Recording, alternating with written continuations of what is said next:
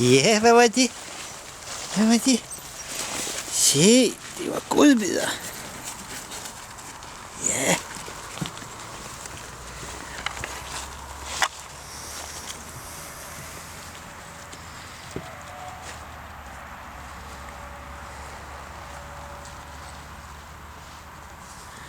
Akeleje, hun er lidt groggy, fordi hun har lige været bedøvet.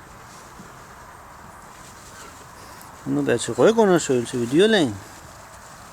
Men Astrid og hvalpene, de hygger sig i graven. Og jeg har prøvet at skyde for dem.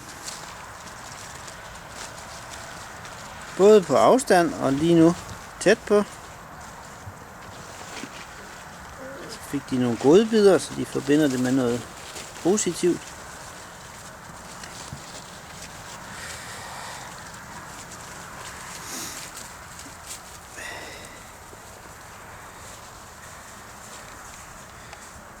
Og